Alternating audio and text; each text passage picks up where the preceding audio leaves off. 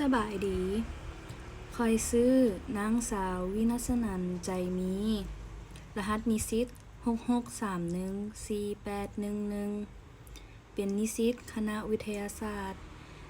สาขาเทคโนโลยี นวัตกรรม พลังงาน และสิ่งแวดล้อม ชั้นปีที่ 3 กลุ่มเรียนที่ 3 มื้อนี้ข้อยสิมาอ่านบทความเรื่องอาชีพของคนเฮามนุษย์ทุกคนต้องทำมาหากินเพื่อเลี้ยงชีพการทำมาหากินของคนเฮามีหลายวิถีแตกต่างกันตามเงื่อนไขและความสามารถของไผมันซึ่งในนั้นส่วนหนึ่งใช้สติปัญญาและอีกส่วนหนึ่งแม่นใช้กำลังเหือแรงทุกวิธีการทำมาหากินของคนเฮาเอิ้นว่าอาชีพประชาชนลาวเฮาอยู่ตามตัวเมืองส่วนหลายเป็นรัฐกรนักธุรกิจกรรมกรและชาวหัตถกรรมน้อยอาชีพต้นตอของชาวกสิกรเฮาแม่นปลูกฝังและเลี้ยงสัตว์นอกนั้นเขาเจ้ายังประกอบอาชีพสำรองอื่นๆอีกเป็นต้นแม่นสร้างไม้ตำฮูกจักสานปั้นหม้อลอไหตีเหล็กตีเงินตีคำ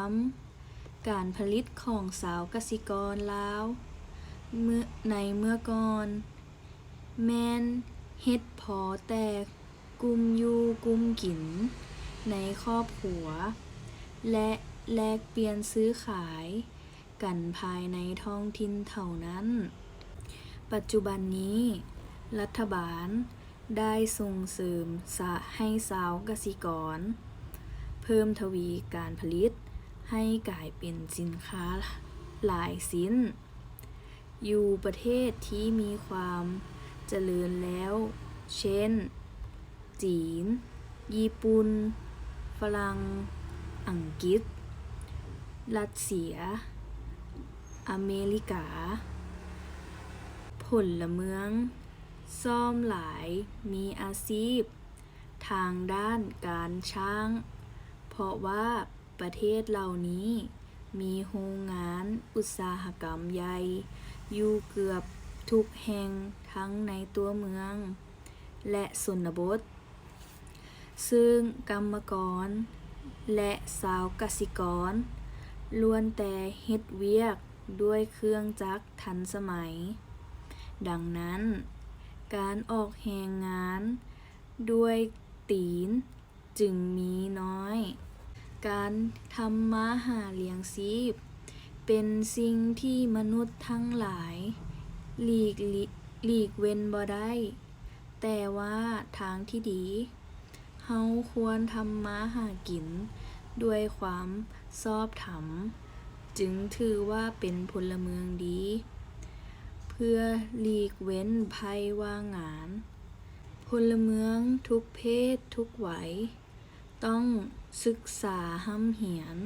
แสวงหาความรู้ด้านต่างๆให้สูงขึ้นเรื่อยๆจึงจะประกอบอาชีพให้มั่นคง